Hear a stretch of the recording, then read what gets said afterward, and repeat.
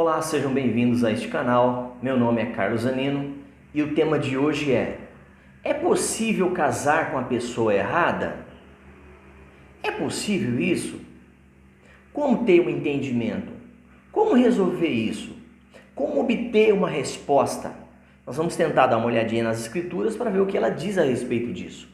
Mas antes que eu comece a falar, deixe o seu joinha, dá um toque aí no like, compartilhe o assunto, se inscreva no canal para estar recebendo outros assuntos, senão você não vai receber, tá? Já são mais de 90 assuntos postados, tá bom? Vamos juntos aprender? Bora lá, de forma resumida, como tenho feito com todos os meus vídeos. Eu tenho procurado resumir o máximo possível, para que não fique tão longo assim. Vamos lá? Então tá bom, então vamos lá. Então a pergunta é possível isso acontecer? É possível que uma pessoa case com uma pessoa errada? Não era aquela pessoa e casou. Vamos ver. Existem algumas maneiras diferentes de analisar essa questão. Dizer que nos casamos com uma pessoa errada, entre aspas, pode implicar que existe apenas uma pessoa certa com quem devemos casar. Vai prestando atenção. Se nós casarmos com a pessoa errada, entre aspas, então podemos temer de ter estragado o plano de Deus para nossas vidas. Então, bastante cuidado, viu? Não querer culpar, de repente, Deus por ter se casado com aquela pessoa e achar que aquela pessoa é a pessoa errada. Então, para você cristão aí, para você crente, evangélico, católico, enfim. Tá? Então, bastante atenção aí. Então, e aí? O que podemos fazer? Bom, podemos também ser tentados a corrigir nosso erro de maneira que não honrem a Deus. Podemos entrar por outros caminhos. E aí, é um fiasco. É um fracasso total. Então vamos lá. Certamente é possível fazer escolhas erradas. Preste atenção.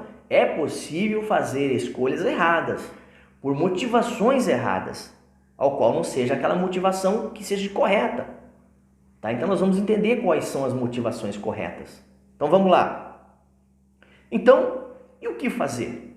Se eu procurar a orientação de Deus na escolha de um cônjuge, eu acredito, tá? Que Deus sempre tem uma pessoa para uma outra pessoa. Eu acredito. Se essa pessoa é uma pessoa nascida de novo, é um crente em Deus, é uma pessoa que busca a orientação de Deus, uma pessoa temente a Deus, eu creio que Deus vai orientar.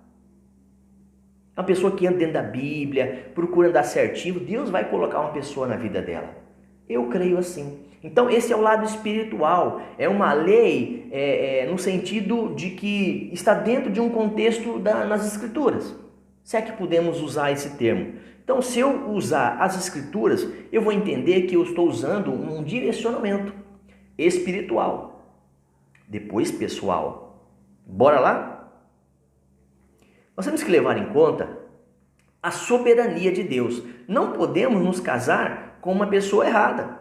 Deus tem um plano para nós, para nossas vidas, e é capaz de redimir nossas escolhas erradas e finalmente cooperá-la para um conjunto de bem.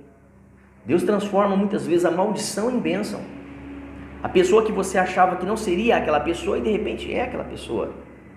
Tá certo? Romanos 8:28, é bom que você volte depois do vídeo e dê uma olhadinha em Romanos 8:28.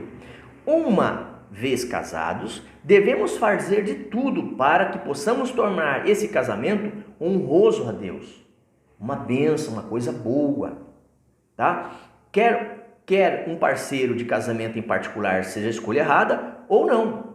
Se você tem esse sentimento, não deixe esse sentimento lhe direcionar para uma situação de divórcio. Porque o final disso tudo é divórcio. Então você tem que evitar isso. Entenda, preste atenção. Você não pode entender como uma escolha errada no sentido de Deus. Pode ser que seja alguma coisa errada no sentido sua, mas não de Deus. Então, devemos ter isso na mente, ok? O casamento é um relacionamento de aliança, de compromisso. Deus é capaz de transformar até mesmo as piores circunstâncias e situações de um relacionamento, trazendo uma glória, um benefício, fazendo um milagre. Por isso nós temos que trazer Deus para nosso relacionamento. Porque nem sempre o nosso relacionamento, principalmente no início de todo relacionamento, é um momento que você está se adaptando, conhecendo culturas diferentes, educação diferente, lar diferente, homem, mulher, mulher e homem. É ajuste. Tem que se ajustarem. E de tempo em tempo tem que procurar fazer isso. Então vamos lá. Então, esse compromisso é um compromisso semelhante de seguir o Senhor Jesus. O casamento com o incrédulo não é uma opção para o crente. Então, só voltando um pouquinho aqui, que um compromisso entre um relacionamento com um cônjuge é semelhante a um compromisso de seguir a Jesus. Você conhece, vai namorando, noivando e se casa para sempre, tá? Então vamos lá. O casamento com um incrédulo não é opção para o crente. Então já está dando aí já um parâmetro, certo? 2 Coríntios 6,14. Depois dá uma olhadinha, leia lá, no contexto, texto no contexto. Então, se um cristão se casa com um descrente, presta atenção, ele ou ela realmente se casou com a pessoa errada, violando a vontade de Deus. Então tá aí, já está dando um parâmetro, já está dando um direcionamento. Então quer casar com alguém? Busque a Deus, mas que case com uma pessoa que fale a mesma língua, que tenha ali a mesma fé. Eu sei, obviamente, que pode acontecer, como eu já disse, de Deus transformar uma maldição, uma situação errada, uma bênção. A pessoa pode casar com uma pessoa que é incrédula, um crente com a incrédula e vice-versa, e pode no final dar tudo certo, mas é um risco muito grande. Então Deus já está falando, então não faça isso, o risco é muito grande. Então vamos lá. Então, por exemplo, casar com alguém que seja abusivo, imaturo, egoísta, codependente, resultará em problemas. Então tem que prestar atenção. Como é que essa pessoa trata bem? Como é que ela trata o seu pai, a sua mãe, seus irmãos? Você tem que pesquisar, procurar saber. O modo com que ela trata o pai e a mãe, principalmente, é o modo com que vai tratar você lá no casamento, no relacionamento. Tá certo? O modo com que ela trata as pessoas, o estilo de vida, vai resultar naquilo que vai conviver com você. Depois você não pode reclamar, que não foi avisado, tá bom? Então vamos lá. Casar-se com alguém que tenha vício, sem tratamento, ou que esteja vivendo em pecado impertinente, ou aquele pecado que ela nunca deixou na vida, é uma escolha imprudente. Corre grande risco de não dar certo. Quais são algumas das razões pelas quais as pessoas se casam com a pessoa errada? Agora ele volta a perguntar, quais as razões que isso pode acontecer? Bom, alguns entram em situações tóxicas, na crença equivocada de que poder de ser amor sozinho irá mudar uma outra pessoa ou outro alguém que não seja. Então, na verdade, não luta apenas um sozinho, tem que lutar os dois. O amor, ele é recíproco. Ele tem que ter um feedback. Você não pode amar uma pessoa para sempre e nunca ser amada. Você concorda? Tem razão? Tem juízo? Vamos lá. Alguns ficam cegos pela atração inicial por um parceiro e não percebem o problema do seu relacionamento. A pessoa fica cega, cegou. Ela não quer saber. Ela quer aquele e não interessa. Então corre um grande risco. Não ouve os pais, não ouve a orientação do seu líder, do seu melhor amigo, tá certo? Não procura saber na família, nos pais, nos avós, uma orientação, uma direção. Isso é muito mal, isso é muito ruim. Olha, por exemplo aqui, vamos lá. Outros casos envolvem um casal que simplesmente não está pronto para o casamento, estão imaturo, ainda não decidiram. Eles não estão afim. Então é complicado também esse momento para se decidir ou para pensar se é a pessoa certa ou se é a pessoa errada, no sentido de escolha. Então, eles subestimam o sacrifício necessário para viver com a outra pessoa. Acham que pode viver uma vida de solteiro depois de casado, e não é assim, tá? Sem dúvida, razões de cada casamento e pode variar, não é uma coisa exclusiva, mas pode variar de casal para casal, tá bom? A cultura também desempenha um papel de influenciar pessoas a se casarem com pessoas erradas. Muitas sociedades retratam o casamento como um arranjo temporário que pode ser adaptado à vontade ou não. Então, eu não sei se você sabe, mas os casamentos antigamente era arranjado. Os pais arranjavam conforme o bel prazer. Porque tinha aquilo, aquilo outro, porque era amigo, era compadre, padrinho, porque era fazendeiro, porque era médico, doutor.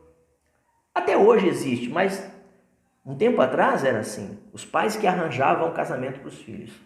Não eram os filhos que iam e conheciam e conversavam e procuravam saber. Não, tá certo? Há um tempo atrás, na época dos nossos bisavós, até dos nossos avós, foi assim. Ok? Então vamos lá, continuando. O casamento não é um grande problema em algumas culturas. Então entrar nele também não é. Então, em algumas culturas, o casamento é algo comum, bem comum.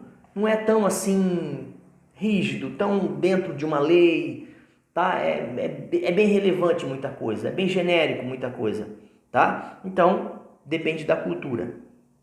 Muitas pessoas dizem que seus votos sem qualquer compromisso real com seu cônjuge ou a Deus pode ser, não tanto faz. Hoje em dia, assim, os votos que elas fizeram com a pessoa amada, com seu cônjuge e diante de Deus, não tem muito valor não, né? Não tem aquela coisa de, puxa vida, é um compromisso sério. Eu fiz um compromisso sério, eu fiz os votos, eu pedi a Deus orientação, entendeu? Então você tem que observar isso também, tá? Em muitos lugares do mundo, promove-se uma fantasia de que o casamento deva satisfazer todas as nossas necessidades, com ênfase em atender as suas próprias, não a necessidade da pessoa amada, do cônjuge, tá? Deixar claro uma coisa para vocês. Certa feita eu fui em era um seminário, tá, de casais. E aí o coach, lá o ensinador, o facilitador, ele falou o seguinte: quem que veio aqui, ou melhor dizendo, quem se casou para ser feliz? Aí a maioria ergueu a mão dizendo: eu casei para ser feliz. Aí ele disse o seguinte: é por isso que vocês estão aqui nessa reunião hoje. Porque na verdade vocês casaram para fazer o próximo feliz, o cônjuge feliz. Então, você viu a visão? Como já mudou? Totalmente. A sabedoria convencional diz que quando o casamento é testado ou quando um dos cônjuges sente necessidade e elas são insatisfeitas, deve simplesmente divorciar. Quando há uma incompatibilidade, eu acho que nós somos incompatíveis, então vamos divorciar, vamos separar. Muitas culturas e as pessoas que são seculares do mundo, que vivem sem Deus, elas têm essa atitude. Mas o cristão, o crente nascido de novo, não deve ir por esse caminho. Quando uma pessoa percebe que se casou com a pessoa errada, então como seguir? Como seguir? Vamos lá. Primeiro, se um crente desobedeceu deliberadamente às instruções de Deus, 2 Coríntios 6,14, a confissão do pecado a Deus é necessária. Senhor, eu errei, eu pequei, eu desobedeci. Por quê? Para que essa situação possa ser transformada. Ok? Então vamos lá. Em seguida, o pecador perdoado deve se esforçar para fazer melhor na situação e trazer cura ao relacionamento. 1 Coríntios 7, 12 e 14 e Efésios 5, 21 e 33. Leia essas passagens. São quase que obrigatórias, necessárias para poder entender o contexto disso que eu estou falando, tá? Se a situação representar um perigo para o cônjuge ou criança, alguma coisa envolvida nessa família, então a separação é uma opção. Então pode ser uma opção quando traz um problema sério. Buscar conselhos piedosos de um pastor ou um conselheiro conjugal é importante também, tá? Embora a Bíblia permita o divórcio em circunstâncias específicas, ele nunca deve ser a primeira opção. Deus não aceita. Se tem uma coisa que Deus condena, Deus fica triste, é que o casal separe, se divorcie, sem primeiro procurar se acertar, tá? Então, com Deus, nada é impossível. Coloca Deus no seu relacionamento, e aí aquela coisa que você achava que estava errada vai ficar certa, vai ficar boa, tá bom? Lucas 1,37, ele pode trazer beleza das cinzas. Isaías 61,3, lá no Velho Testamento. Um cristão que fez uma escolha errada quanto ao cônjuge pode acabar descobrindo que Deus deseja transformar o casamento ruim em um casamento bom. 1 Pedro 3, 1 e 2. O poder de Deus pode transformar a pessoa errada na pessoa certa. Tranquilo aí? Então, mantenha os olhos bem abertos antes do casamento e depois meio fechados. É bem assim mesmo, tá? Aí você sabe que agora você não está mais sozinho, é a dois. Tranquilo então? Então busca primeiro a justiça de Deus, busca primeiro a orientação de Deus, tá? Para quê? Para que você possa se fortalecer a cada dia, para que você possa prosseguir fazendo o que é certo, tá bom? Que Deus possa abençoar o seu dia, a sua casa e a sua vida. Até um próximo vídeo.